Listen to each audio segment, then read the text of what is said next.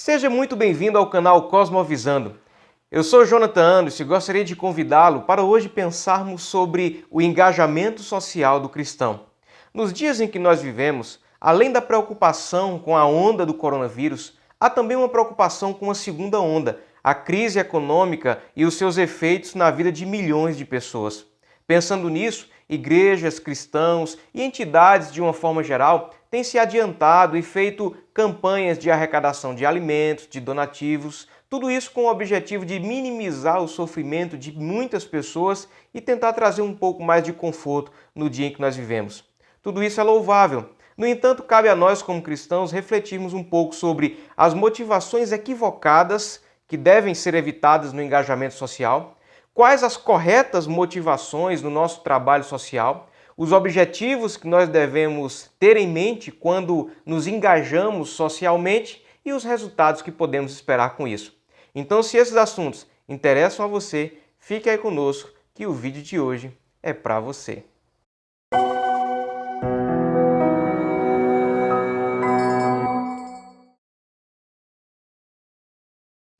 Uma importante esfera de atuação da igreja e que hoje, infelizmente, é muito negligenciada é a de que trata da ação social. As igrejas, em geral, empreendem todos os esforços para salvar a alma das pessoas, mas em muitos casos esquecem que aquelas pessoas também possuem corpos reais, com necessidades reais. É verdade que a missão da igreja é glorificar ao seu Senhor, servir ao seu Rei e fazê-lo conhecido através do anúncio de sua mensagem. Ninguém discute isso. Todavia, afirmar que a igreja deve se preocupar com o social não é necessariamente anular o foco de sua missão. Lembremos que o Senhor deu à igreja pessoas com diversas vocações, justamente para que ela pudesse cuidar de sua missão sem descuidar de outras funções. Lemos, por exemplo, no livro de Atos dos Apóstolos, o ofício diaconal sendo instituído, justamente no momento de necessidade social. As viúvas gregas estavam sendo esquecidas na distribuição diária dos alimentos. Os apóstolos fizeram o quê? Pediram que a igreja escolhesse alguns irmãos para que cuidassem daquela real necessidade, enquanto eles continuariam focados em sua missão. Na carta de Tiago também, nós lemos o irmão do Senhor nos dizendo que a fé cristã tem implicações na vida diária. Ele nos diz ali em sua carta que ninguém que tenha uma fé verdadeira mandaria embora um irmão necessitado de roupa e alimento, dizendo simplesmente: vá em paz, se aqueça e se farte, sem antes tê-lo suprido. Além do Novo Testamento, a história da igreja também nos fornece exemplos dessa preocupação com o serviço ao próximo, sem que isso implicasse num desvio do foco evangelístico. Nos séculos iniciais do cristianismo, por exemplo, nos momentos de grandes perseguições sobre o Império Romano, a igreja cresceu de uma forma impressionante. E uma das razões que contribuiu para isso foi que nos momentos de epidemias no Império, quando todos se escondiam em suas casas com medo de serem infectados, os cristãos se engajavam socialmente para cuidar dos doentes e desprezados. Ou seja, negligenciar a tarefa social não tem base no Novo Testamento nem na história inicial do cristianismo. Daí, portanto, a importância de se debruçar sobre esse eminente assunto, rogando ao Senhor que aqueça os nossos corações para a glória de Deus e em serviço do próximo. Ao iniciar um assunto como esse, precisamos, antes de mais nada, falar sobre algumas motivações equivocadas que devem ser evitadas no nosso trabalho de engajamento social. A primeira, portanto, eu gostaria de destacar, é a busca de méritos diante de Deus. E por que é importante falar isso? Quando nós olhamos a teologia que reinou durante a Idade Média, antes da Reforma Protestante, endossava que a pobreza existia com um propósito soteriológico ou salvífico. O livro apócrifo, por exemplo, de Eclesiástico, no seu capítulo 3 e versículo 29, afirma o seguinte: assim como a água apaga o fogo, a esmola apaga o pecado. Com base em textos como esse, muitos teólogos medievais afirmavam que Deus poderia ter criado todos ricos, mas ele decidiu que houvesse pobres no mundo para que os ricos tivessem a oportunidade de fazer expiação pelos seus pecados.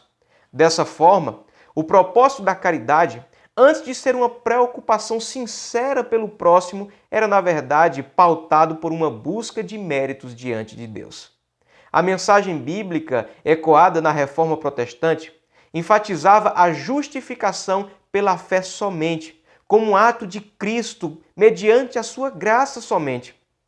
Nessa perspectiva, ser pobre ou dar esmolas não teriam qualquer valor meritório para a salvação, sendo, na verdade, o exercício das boas obras uma obrigação daqueles que são criados à imagem de Deus, e não uma condição para a salvação. Bom, o período medieval passou. A Reforma Protestante completou em 2017 500 anos. Mas ainda não são poucos os que buscam nas obras sociais os inúteis meios de justificar-se diante de Deus, de aliviar as suas consciências e de, quem sabe, acumular alguns pontinhos que lhes valham de algo quando estiverem diante do Todo-Poderoso. Para estes, devemos lembrar que, apesar da bênção que é o engajamento social, no que diz respeito a méritos para a salvação, a merecer, conquistar a salvação, todas as nossas maiores obras não passam de nulidade. Uma outra motivação que deve ser evitada no trabalho social é a pauta ideológica. Há um vídeo aqui no canal que trata apenas sobre ideologias e no final desse vídeo você pode clicar no link de acesso ao vídeo sobre ideologias para você entender um pouco mais sobre esse fenômeno ideológico. No entanto, para este momento, basta dizer que muitas pessoas dotadas de boas intenções, inclusive cristãos, têm encontrado nas ideologias o fundamento para a sua luta social e serviço ao próximo. Apesar de, em alguns casos, isso render bons frutos, mas não deve o bom cristão pautar o seu engajamento social nas diversas ideologias, sejam de quais espectros políticos forem. Reconhecemos que algumas ideologias se aproximam no que diz respeito aos pressupostos da mensagem bíblica, enquanto que outras se distanciam o máximo possível. Mesmo assim, o combustível que deve impulsionar a vida e o trabalho cristão não deve ser o ideológico, mas sim uma cosmovisão bíblica de que nós somos mordomos do Senhor do Universo. Falemos então agora sobre as motivações corretas para o engajamento social. A primeira que nós destacamos é a glória de Deus. O apóstolo Paulo, quando escreveu aos Coríntios, disse que quer comendo, quer bebendo ou fazendo qualquer outra coisa, nós deveríamos fazer tudo para a glória de Deus. Nada, portanto, deve impulsionar mais o trabalho cristão do que uma consciência de que os seus atos redundarão em glórias ao seu Senhor. Por outro lado, qualquer que seja o serviço, a atitude ou mesmo o pensamento que claramente desonre o nome do Senhor deve ser evitado, ainda que pareça nobre aos olhos humanos. Nesse sentido, portanto, o que deve mover inicialmente o engajamento social de uma igreja ou de um cristão é a consciência de que tal serviço irá glorificar a Deus, que nos criou para boas obras e, portanto, ordena que hajamos assim. Mas há ainda uma segunda motivação que deve nos direcionar para o engajamento social, além da glória de Deus, que é o amor ao próximo. O Senhor Jesus nos ensinou que o resumo da lei é amar a Deus de todo o coração e ao próximo como a si mesmo. Mas qual é a natureza desse amor que devemos nutrir pelo próximo? Seria simplesmente uma espécie de sentimento abstrato, alguma afeição ou mesmo palavras de amor que sejam ditas? Bom, o apóstolo João, escrevendo sua primeira carta, nos faz perceber em que consiste esse amor. Após escrever que devemos amar uns aos outros, ele nos ensina que aquele que possuir recursos deste mundo e vir o seu irmão padecendo necessidade e fechar o seu coração, como pode permanecer nessa pessoa o amor de Deus?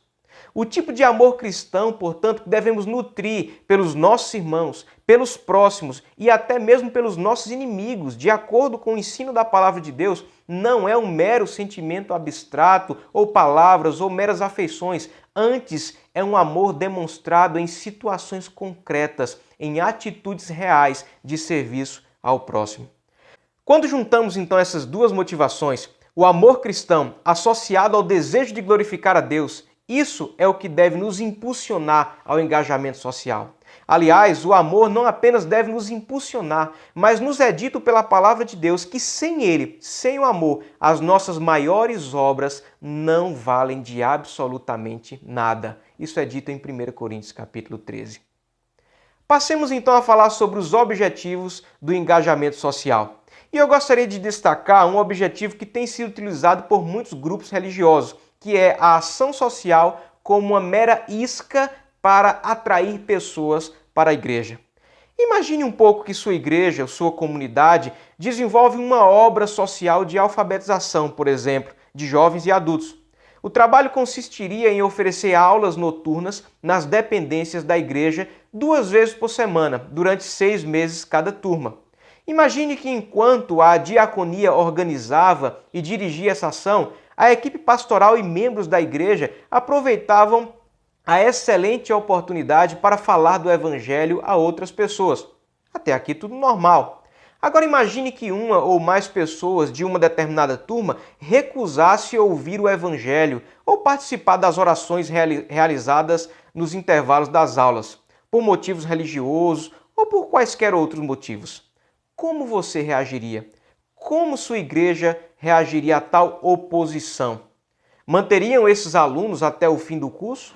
Ou providenciariam para que eles fossem rapidamente trocados por outros que estavam na fila de espera? Imagine um outro exemplo. Imagine que a sua igreja distribui alimentos, um sopão, numa rodoviária no centro da cidade, por exemplo. Quem poderia receber o alimento? Qualquer um que estivesse com fome ou apenas aqueles que aceitassem participar do posterior momento de oração e pregação da palavra? Em outras palavras, o que eu estou perguntando é: como você considera a obra social? Você considera como uma mera isca para atrair pessoas para a sua igreja? Ou você considera como uma oportunidade para glorificar a Deus e servir ao próximo? Isso automaticamente nos empurra para o próximo ponto, que é falar sobre a obra social como o suprimento das necessidades do próximo. É óbvio que a igreja pode, e não apenas pode, deve aproveitar toda e qualquer oportunidade para a evangelização. E a experiência nos mostra que o engajamento social nos proporciona muitas oportunidades para a evangelização. Todavia, o que estou colocando é que as boas obras não devem ser vistas como uma mera isca para atrair pessoas para a igreja. O objetivo de oferecer uma sopa não é trazer pessoas para a igreja, é alimentar alguém. O objetivo de fazer uma campanha de agasalhos não é trazer pessoas para a igreja, é aquecer as pessoas no inverno rigoroso. O objetivo de oferecer um curso de alfabetização não é encher a igreja de pessoas, é alfabetizar pessoas. Apesar de tudo isso parecer tão evidente, mas não o é para aqueles que enxergam as obras sociais como meras iscas para atrair pessoas para suas igrejas.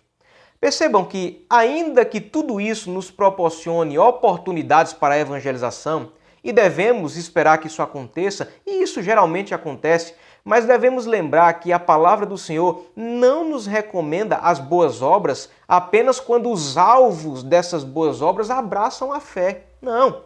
Ao invés disso, as Escrituras afirmam que devemos andar em boas obras, pois Deus nos criou para que andássemos em boas obras, conforme Efésios 2:10. Antes de finalizarmos este vídeo, é importante uma breve palavra acerca dos resultados que podemos esperar com o engajamento social da igreja. Porque, por vezes, vemos os nossos esforços frustrados por estatísticas estarrecedoras dos números de analfabetismo, de violência, de desemprego, e como se isso não bastasse, os números de corrupção e descasos do poder público. Pregamos o Evangelho esperando que com isso mais e mais pessoas se voltem dos seus pecados para o Deus verdadeiro. Trabalhamos e agimos socialmente esperando com isso que mais e mais pessoas melhorem suas condições de vida. Mas devemos lembrar que se quantitativa ou qualitativamente os resultados não forem como esperamos, devemos lembrar que o sucesso da nossa missão não está nos números que colhemos, mas está em sermos fiéis ao Senhor que nos chamou e ao propósito de glorificar o seu nome e servir ao próximo. Chegamos ao final deste vídeo na esperança de que o que aqui foi dito nos leve ao serviço cristão. Reiteramos que a missão da igreja é adorar ao seu Senhor, glorificar o seu nome e fazer a sua mensagem conhecida. Afirmamos ainda que essa mensagem do Evangelho não é uma boa nova social. O Evangelho não é uma ideologia. A mensagem do Evangelho é a mensagem de que o indivíduo é pecador e que o salário do pecado é a morte, mas que em Cristo há esperança, pois Ele é o Cordeiro de Deus que tira o pecado do mundo e nos reconcilia com o Pai. Essa é a mensagem que a igreja deve proclamar.